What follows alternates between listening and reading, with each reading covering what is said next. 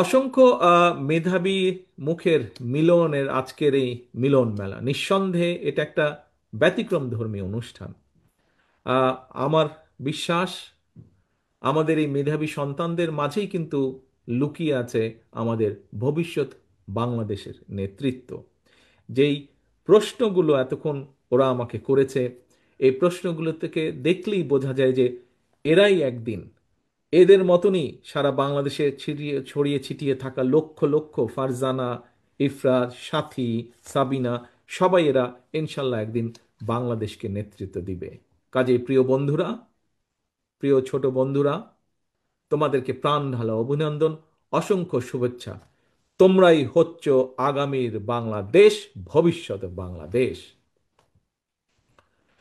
School মাদ্রাসার আমার প্রিয় কিশোর তরুণ বন্ধুরা, তোমাদের মতন কিশোর তরুণ কিংবা আমরা যারা জীবনের একটা পর্যায়ে এসে পৌঁছেছি, আমাদের সবার জন্য কিন্তু একটা চরম সত্য হচ্ছে যে জীবনের যেই প্রশ্নটা আমাকে সাকিব মনে হয় করেছিল, জীবনের সফলতার জন্য কিন্তু কোনো সরি, সাকিব না, খুব সময় সাথী করেছিল, ও বোধহয় ডাক্তার হতে চায়, যে অঙ্ক ভালো লাগে না ওর। আহ, তার উত্তরে যদি আবারও বলতে হয় যে জীবনের সফলতার জন্য কিন্তু কোনো শর্টকাট কোনো পন্থা নেই। কাজেই এখন তোমাদের হাতের কাছে হয়তো নানা রকম ইলেকট্রনিক্স গ্যাজেট থাকে, বিভিন্ন জনের হাতে স্মার্টফোন, ল্যাপটপ, ট্যাবলেট, ফলে প্রয়োজনীয় বা অপ্রয়োজনীয় নানা কিছু অনেক সময় দেখতে দেখতে সময় অপচয় হয়ে যায়। এবং এসব কারণে কিন্তু খেয়াল করেছি আমরা অনেকেই যে অনেকের পড়াশোনার মনোযোগও নষ্ট হয়ে যায়। এবং এই অবস্থায় কিন্তু সোশ্যাল মিডিয়ার নানা রকম প্রলোভন উপেক্ষা করে বিভিন্ন পর্যায়ে এই মেধা প্রতিযোগিতায় যারা অংশ নিয়েছে, আমি বিশ্বাস করি, আমি দৃঢ়ভাবে বিশ্বাস করি তোমরা সবাই মেধাবী যারা যারা অংশগ্রহণ করেছিলেন। কোনো কারণে এই প্রতিযোগিতায় যাদের অংশগ্রহণ করা হয়ে ওঠে নাই, আমি মনে করি তাদের মধ্যেও অনেক মেধাবী রয়েছে। কারণ প্রত্যেকটা মানুষের মধ্যেই কিন্তু কম বেশি সুপ্ত প্রতিভা লুকিয়ে থাকে।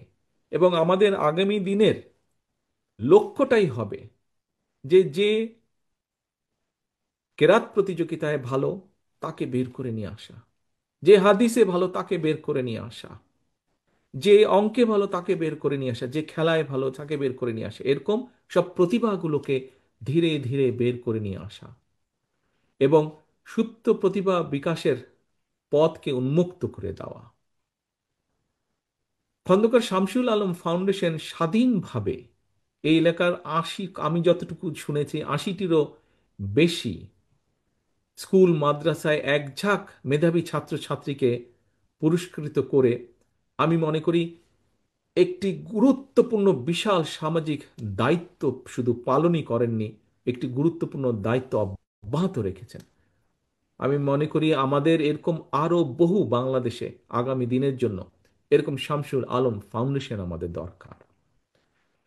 প্রিয় ছোট বন্ধুরা, শিক্ষার গুরুত্ব সম্পর্কে বিশ্বে বর্ণবাদ বিরোধী আন্দোলনের একজন মানুষের নাম তোমরা শুনেছ নিশ্চয়ই, ন্যানসেল ম্যান্ডেলা।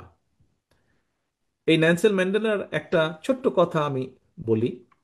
উনি বলেছিলেন যে শিক্ষাই হলো সবচেয়ে শক্তিশালী অস্ত্র।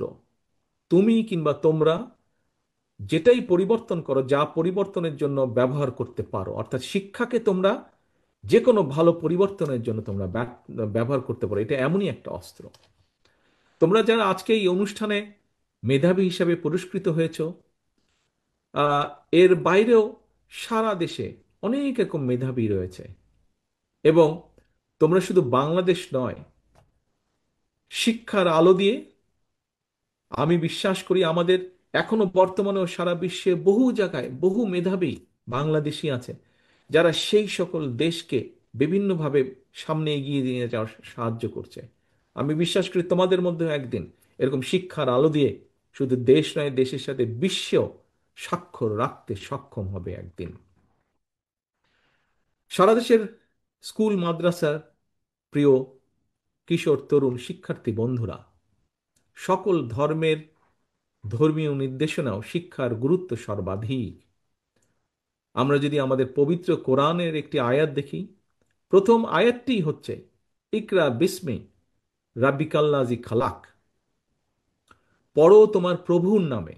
তোমাদের জন্য এই মুহূর্তে তোমাদের বন্ধু হিসাবে, তোমাদের ভাই হিসাবে, যেভাবেই তোমরা মনে করো, তোমাদের কাছে একটাই আমার পরামর্শ, লেখাপড়া, লেখাপড়া এবং লেখাপড়া।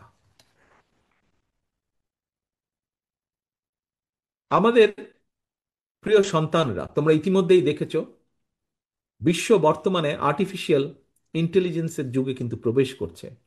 মেধাবীদের জন্য বিশ্বের দ্বার এখন উন্মুক্ত। জ্ঞান, বুদ্ধি, মেধা এবং যোগ্যতার প্রত্যেকটা ক্ষেত্রে প্রতিযোগিতা সর্বত্র। সুতরাং মাদ্রাসা কিংবা স্কুল, যেখানে তোমরা যাই পড়াশোনা করো না কেন, মনে রাখতে হবে প্রতিযোগিতামূলক এই বিশ্বে সম্মানের সঙ্গে যদি তোমাদেরকে টিকে থাকতে হয়, তোমাদেরকে যথা উপযুক্ত শিক্ষায় কিন্তু শিক্ষিত হতে হবে, জ্ঞানে বিজ্ঞানে পারদর্শী হতে হবে, ব্যবহারিক এবং কারিগরি শিক্ষায় দক্ষ হতে হবে। এবং নিশ্চয়ই আমার এই যে প্রশ্ন উত্তর, এখানে নিশ্চয়ই তোমরা বুঝতে পেরেছো যে আমরা সেভাবেই চেষ্টা করছি আমাদের দলের পক্ষ থেকে আগামী দিনের পুরো শিক্ষা ব্যবস্থাটাকে সেভাবে গড়ে তুলতে, সাজিয়ে তুলতে।